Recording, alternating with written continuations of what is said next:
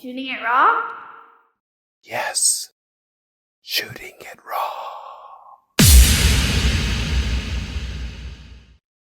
If we just do audio, it might make things better.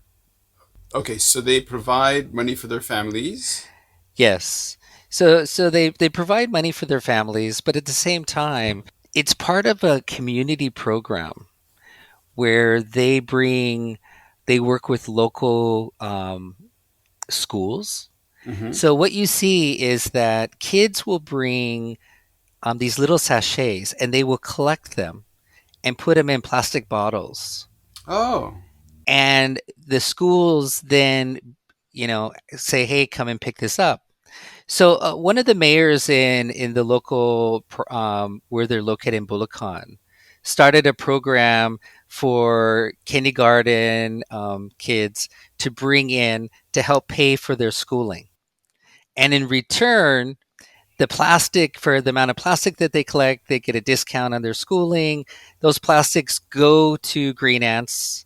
They make the bricks, and those bricks go back to build the school buildings. amazing. So it's a very circular economy. The mayor there also has worked with creating the same program with their local hospital.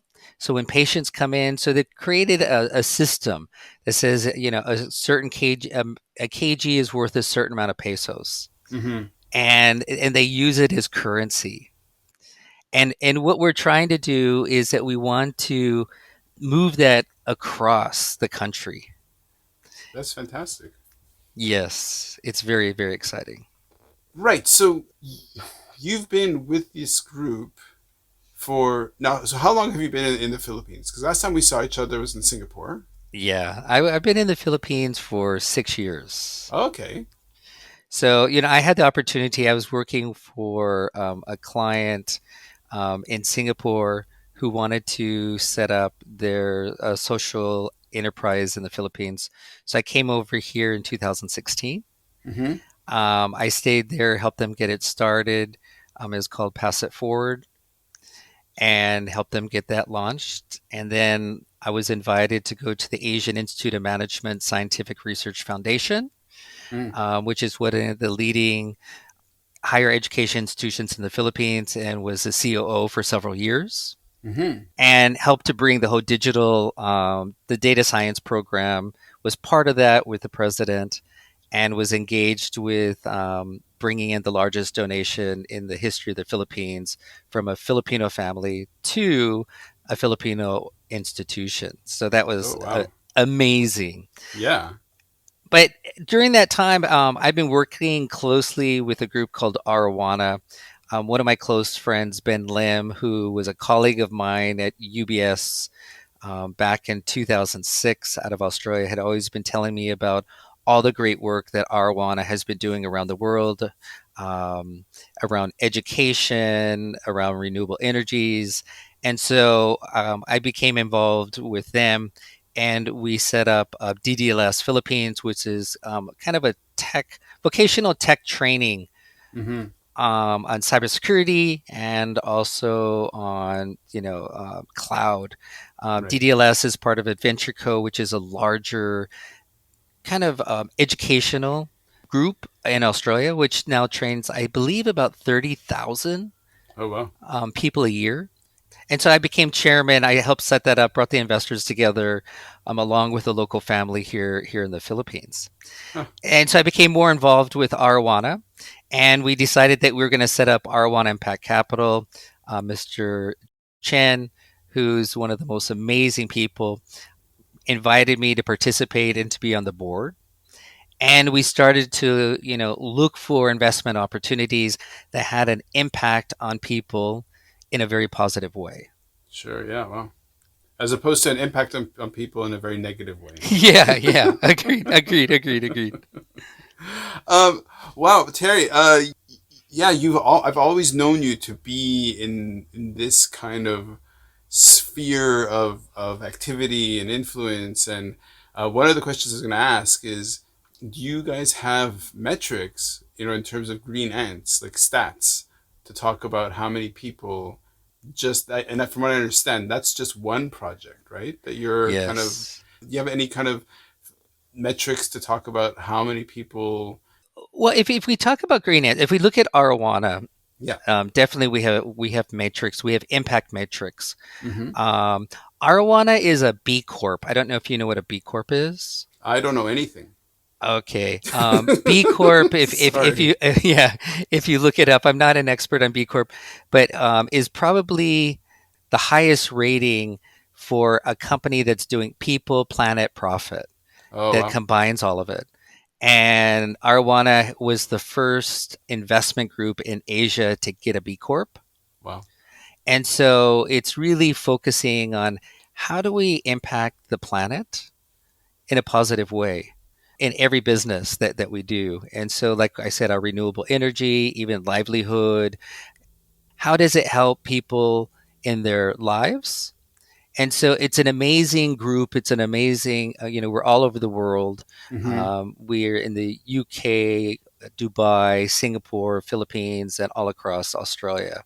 Wow. And for R1 Impact Capital, we're really focusing on, like I said, those four areas. But if you look at circular economy, if you look at environment, plastic is such a huge issue today. Hmm. And with green ants, one of the things that we're trying to do is, if you look at it, over 8 megatons of plastic goes into the ocean every year. Hmm. 8 megatons. But here's the thing. You say 8 megatons. I can't even conceive like what's a megaton. Okay, a megaton is like 1,000 tons. Yeah. Yeah. And so if you take 1 ton, Yeah. you know, No, no, I know, but it's kind of hard to even conceive of just yeah. So 8 megatons of plastic. Is that only from the Philippines or no, no, globally? that's around the world, Okay. that comes in, and we contribute 36% of it. Wow. Bonkers. So it's because there's such an overconsumption of plastic, use of plastic. Mm-hmm. I mean, you look at, okay, go look at in your bathroom. You look at everything is in plastic. You go in Mm-hmm. your kitchen, everything is plastic. At least in Europe and the U.S., there's over the years, there's been a real effort to recycle. Mm-hmm. It's a new concept in Asia, and plastic, well, trash is always a major issue. And this is something that we looked at and said, look, how do we get the plastics not going into the ocean? Yeah. Yeah. Once you have the plastics, how do you recycle? Okay, everyone's recycling them, but how do we upscale? How do we use them again? Yep. And so these plastic stations allow us to go right into local communities. We educate the local community, we educate the local schools, and then we actually buy the plastic. Mm-hmm. So I don't know if you've ever heard of plastic credits.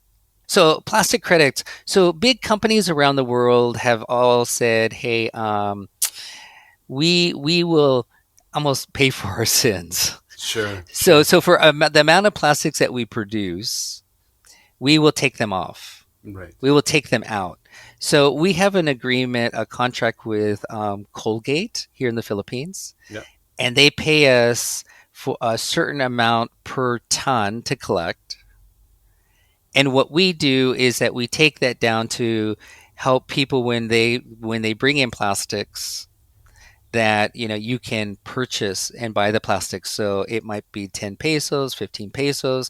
I think out in the market today it's around 15 pesos. Mm-hmm.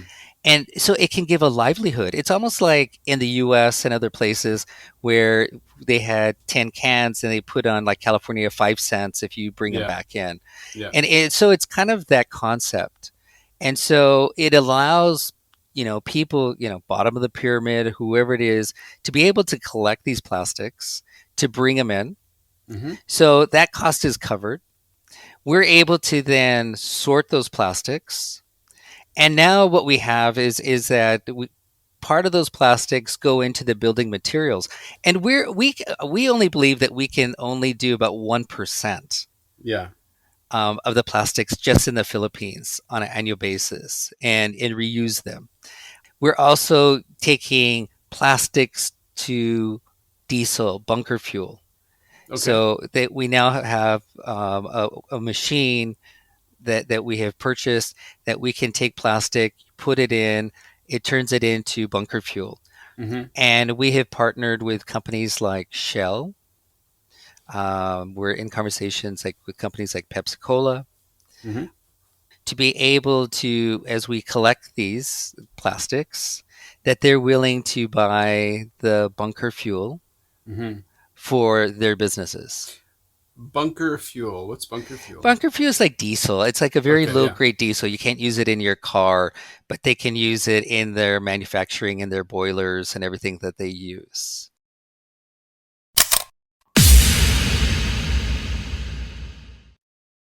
So, is life really a gift? Really? Can you make every second count? That's the whole point of the podcast.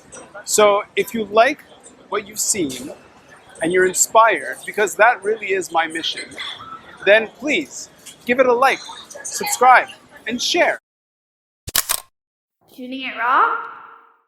Yes, shooting it raw.